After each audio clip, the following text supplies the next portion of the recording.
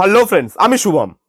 জানি একটু এক্সস্টেড লাগছে, কারণ সবে মাত্র দেখে শেষ করলাম হটস্টারের নতুন সিরিজ মিসেস দেশপান্ডে। বেশ বড় সিরিজ, 6টা এপিসোড, প্রত্যেক কটা এপিসোডের রানিং লেন্থ 45 থেকে 50 মিনিটের মধ্যে, এক একটা তো 50 মিনিটেরও ওপরে। এবং এটা অরিজিনাল কন্টেন্টও নয়, ফ্রেঞ্চ একটা কন্টেন্ট লা মানতে, তার অফিসিয়াল রিমেক, হিন্দি রিমেক এটা। মাধুরী দীক্ষিত আছে লিড রোলে। এবার অরিজিনাল কন্টেন্ট আমার দেখা নেই, যেটা দেখা নেই সেটা কেন বলবো, দেখা নেই। তো আমি ফ্রেশ মাইন্ড নিয়ে দেখতে বসছিলাম। মাধুরী দীক্ষিত আমার খুব পছন্দের একজন অ্যাক্ট্রেস, অনেকদিন বাদে কামব্যাক করছেন। কেমন লাগলো, এক্সপেকটেশন মিট করতে পারলো না সেই সব কিছু নিয়ে কথা বলবো এই ভিডিওতে। এবার এই সিরিজটাকে যদি আমি এক কথায় রিভিউ করি, মানে এক কথায় রিভিউ করা অ্যাকচুয়ালি যাবে না, বরং তার থেকে ভালো আমি আপনাদেরকে একটা এক্সাম্পল দিই, তাহলে বুঝতে আপনাদের সুবিধা হবে। ধরুন একটা ছেলের বিয়ে হয়েছে, ফুলসজ্জার রাত, মুখে হাসি, মনে গদগদ ভাব, খেলা হবে এবং খেলার জন্য তৈরি। বউয়ের কাছে গেল, বউ বললো না, ভালো লাগছে না, গুড নাইট, খুব ঘুম পেয়েছে। সে মুখ ঘুরে ঘুমিয়ে পড়লো। এইবার সেই ছেলেটার মনে যে কথাটা হবে ওই সিচুয়েশনে, বা কথাটা উঠবে ওই সিচুয়েশনে, এই সিরিজটা দেখার পর সেই কথাটাই আমার মুখ থেকে বেরিয়েছে। এটা কি, কেন? আর সরি, এর থেকে ভালো এক্সাম্পল দেওয়ার মতো আর ছিল না, পাইনি। এই সিরিজটার জন্য একটা যেটা ভালো জিনিস, হটস্টার দর্শকের কথা শুনেছে, তারা রিসেন্টলি পুরো সিরিজ আনছে। বাজে হোক ভালো হোক, পুরো সিরিজ আনছে। এটুকু বাঁচোয়া, তারা যে দর্শকের কথা শুনেছে, যে তার জন্য তাদেরকে ধন্যবাদ। এবার এই সিরিজটাতে আসি, কেমন হলো সিরিজটা। প্রথমের গল্পটা বলি। বেসিক গল্পটা যেটুকু ট্রেলারে দেখানো হয়েছে সেটা হচ্ছে, প্রেজেন্ট টাইমে একটা কপিক্যাট কিলার তৈরি হয়েছে। কপিক্যাট কেন? কারণ সে যেভাবে মার্ডার করছে সেভাবে আগে মার্ডার হতো, একজন করতো, এবং যে করতো আগে সে এখন জেলে বসে। পুলিশ আসছে ইনভেস্টিগেট করতে। পুরনো যে খুনিটা, যে জেলে বসে আছে, তার কাছে যাচ্ছে, গিয়ে বলছে আমাদেরকে হেল্প করো, কারণ আমরা আটকে গেছি, তোমার প্যাটার্নে খুন করছে, তুমি আমাদেরকে হেল্প করো এই খুনিকে ধরার জন্য। শেষ অব্দি ওই কপিক্যাট কিলারকে ধরা যায় না, কেন সে খুনগুলো করছে, এই নিয়েই এই গোটা সিরিজটা। এইবার এর যদি পজিটিভ দিক আর নেগেটিভ দিক নিয়ে কথা বলি, খুব কম পজিটিভ দিক আছে। এত হতাশ এর আগে আমি কবে হয়েছিলাম আমি জানি না। এখানে প্রথম যেটা পজিটিভ দিক, আগে পজিটিভ দিকগুলো নিয়ে আলোচনা করে নি। প্রথম যে পজিটিভ দিক সেটা হচ্ছে বেসিক গল্পটা ভালো। খাতায় কলমে যখন আপনি গল্পটা শুনবেন, তখন আপনার মনে হবে বাহ, গল্পটা ভালো, গল্পটা দিয়ে আরো বেটার একটা সিরিজ বানানো যেত। খাতায় কলমে গল্পটা ভালো লেগেছে আমার। সোশ্যাল যে ইস্যুগুলো তুলে কথা বলে বা টপিক গুলো তুলে কথা বলে, transgender, child abuse, sexual harassment, এই জিনিসগুলো অ্যাড্রেস করে, সেই জিনিসগুলো ভালো, রেলেভেন্ট লাগে, এবং সেই জিনিসগুলো নিয়ে ভালোভাবে কথা বলা হয়েছে, ওপেনলি কথা বলা হয়েছে। আর এই সিরিজে মাধুরী দীক্ষিতের পারফরমেন্স, তাকে আপনি অন্য রূপে দেখতে পাবেন, অন্য ভাবে দেখতে পাবেন, এবং তিনি আপনাকে শক করবে। তার কাঁধেই পুরো সিরিজটা আর কি নিয়ে যাওয়ার প্ল্যান ছিল মেকারসদের। কিন্তু একটা অ্যাক্ট্রেস নিজের কাঁধে কতদূর এগিয়ে নিয়ে যেতে পারে সেটাও মেকারসদের ভাবা উচিত। এবং একটা ভালো গল্প, যেখানে আপনার কাছে অলরেডি এর অরিজিনাল কন্টেন্টটা আছে, সেটা দেখেই আপনি বানাচ্ছেন, ভালো গল্প আছে, ভালো অ্যাক্ট্রেস আছে, তারপরেও এরকম ধরনের সিরিজ কেন, সেটা বারবার আপনার মনে প্রশ্ন উঠবে। এবার আসছে আমি নেগেটিভ দিকে, কারণ আর কোনো পজিটিভ দিক নেই, এইটুকুই পজিটিভ দিক। নেগেটিভ দিকে রাইটিং। আপনি একটা গল্প অ্যাডাপ্ট করছেন, আপনি পারছেন না লিখতে, আপনি পুরো হুবহু ছেপে দিন। অরিজিনালটা আমি দেখিনি, জানি না হুবহু ছেপেছেও কিনা, কিন্তু এর যে স্ক্রিন প্লে রাইটিংটা ভালো নয়। রাইটিংটার মধ্যে কোনো পেস নেই, কোনো হোল্ড নেই রাইটিংটার মধ্যে।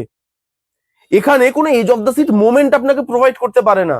এখানে একটা সিরিয়াল কিলারের সাইকোলজিটাকে দেখানো হয়েছে, যে সে তার সাইকোলজিটা কি কাজ করছে, তার সাইকোলজিতে ডিপ ডাইভ করা হয়েছে। সাইকোলজিটা আমাদের সামনে অব্দি উঠেই আসে না, সাইকোলজিটা আপনার সঙ্গে কানেক্টই করতে পারে না।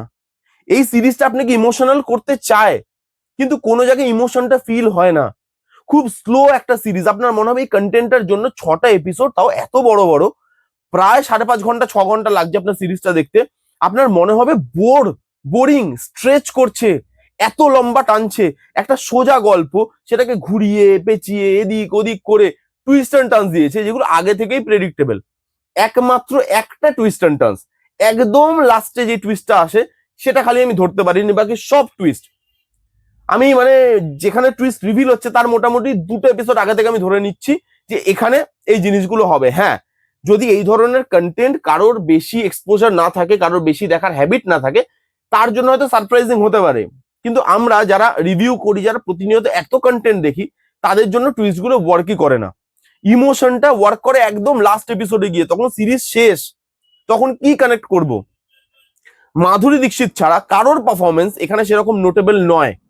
সেটা মানে নতুন যে কপিক্যাট সিরিয়াল কিলার সে হোক, এখানে যে পুলিশটা ইনভেস্টিগেট করছে সে হোক, তার পারফরমেন্স, যে পুলিশটা ইনভেস্টিগেট করছে কেসটা, যার এখানে খুব ভাইটাল রোল, তার পারফরমেন্স ওয়ার্কই করে না।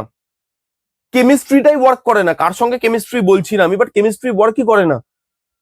খুব স্লো বার্ন একটা ট্রিটমেন্টে জিনিসটাকে ফেলা হয়েছে, যেটা রিয়েলি আপনাকে বোর করে, আপনাকে এঙ্গেজমেন্টটা দিতে পারে না। স্লো বার্ন মানে এটা নয় যে লোক বোর হয়ে যাক। স্লো বার্ন মানে এটা যে আপনি জিনিসগুলোকে আস্তে আস্তে কুক করছেন, র্যাপিডলি ফাট ফাট ফাট, মানে পেসেন্ট না প্রবলেম আছে, কোনো জায়গায় ফাটফাট এগিয়ে যাচ্ছে, কোনো জায়গায় স্লো ধরে ধরে জিনিসটাকে এগোচ্ছে, আপনি পেসিংটা ধরতে পারবেন না। যেই জায়গায় ফাস্ট পেস হয়ে গেছে জিনিসগুলো, যেই জায়গায় ফাটফাট করে বেরোচ্ছে, আপনার মনে হচ্ছে যে এই জিনিসগুলো তো ক্লু, মানে এই ক্লুগুলো তো সাজানো, এই ক্লুগুলো তো যাবেন পাবেন, সেগুলো বুঝতে পারছি আমি। যাদেরকে মারা হচ্ছে তাদেরকে মানে এই সিরিজে নেওয়াই হয়েছে মারার জন্য, যে ভাই তোমাদের কোনো কাজ নেই, তোমরা কেউ, তো তোমাদেরকে কেউ যখন মারবে, সেই মারার সময় তোমরা কেউ স্ট্রাগল দেখাবে না, তোমরা কেউ বাঁচার চেষ্টা করবে না, স্ট্রাগলটা ফিলই হয় না। মনে হচ্ছে খুনি এলো, মারলো, চলে গেল। ভাই রোজের ব্যাপার ভাই, সকালবেলা উঠে আমি যেরকম ডিম পাউরুটি খাই রোজ, সেরকম ডিম পাউরুটি খাওয়ার মতো ব্যাপার বস। কোথাও এই সিরিজটা কানেক্ট করে না। আমি জানি না মানে এরকম ধরনের রাইটিং কে করে, এরকম ধরনের এক্সিকিউশন কে করে। লুক অ্যান্ড ফিল, পুরো সিরিয়ালের মতো লুক অ্যান্ড ফিল। টিভিতে যখন ক্রাইম পেট্রোল দেখতাম আগে, ক্রাইম পেট্রোলে যখন লুক অ্যান্ড ফিল ছিল, ঠিক সেরকমই তাকে আরেকটু চকমকে করে দিয়ে সেটাকে হটস্টারে নিয়ে আসা হয়েছে। সেরকম লুক অ্যান্ড ফিল লাগবে আপনার। লুক অ্যান্ড ফিলটাও এঙ্গেজিং না, কোনো চেজিং সিনে আপনার মনেই হচ্ছে না যে সেই সেই যে মানে আর্জেন্সিটা, চেজের যে আর্জেন্সিটা, সেটা ফিল হচ্ছে। আমি জানি না মানে কেন পুলিশের একটা টিম দেখাচ্ছে, পুলিশের টিমটা তার মধ্যে কাউকে কাজেই লাগানো হচ্ছে না। দুটো মানুষের ওপরেই পুরো সিরিজটা তৈরি। একটা টিম হয়ে যে কাজ করবে না, খালি চেজিং এর সময় সব পুলিশদেরকে দেখতে পাচ্ছেন, বাকি জায়গায় মনে হচ্ছে কি দুজন মিলে সিনেমা বা সিরিজটা করছে। খুব বাজে, খুব টাইম ওয়েস্ট, খুব বিলো দ্য অ্যাভারেজ একটা সিরিজ। মাধুরী দীক্ষিতের পারফরমেন্স যদি দেখতে চান, মেসেজগুলো ভালো আছে, গল্পটা ভালো আছে, এগুলো যদি এনজয় করতে চান, তাহলে দেখতে পারেন। মাধুরী দীক্ষিতের যদি খুব বড় ফ্যান হন, তাহলে 6 ঘন্টা ওয়েস্ট করুন। আমি কোনোদিন কাউকে কোনো কিছু দেখতে বা মানে মানা করি না, আজকেও করব না। এই ছিল মিসেস দেশপান্ডে বলে সিরিজটা রিভিউ। কারা কারা দেখেছেন কমেন্ট করে জানান যে আপনাদের কিরকম লেগেছে। যারা যারা দেখেননি, ওই যে বললাম, আপনাদের ব্যাপার, আপনাদের সময়, আপনারা যেভাবে সেটাকে ব্যবহার করতে চান করতে পারেন। এই ছিল রিভিউ। কেমন লাগলো রিভিউটা জানাতে ভুলবেন না। ভালো লাগলে please give a Thums up, like করবেন, কমেন্ট করবেন, শেয়ার করবেন, চ্যানেলটাকে মাস্ট মাস্ট সাবস্ক্রাইব করবেন। দেখা হচ্ছে নেক্সট কোনো ভিডিওতে, ততক্ষণ bye bye, take care and be safe. হাঁপিয়ে দিয়েছে সিরিজটা পুরো, সিরিয়াসলি।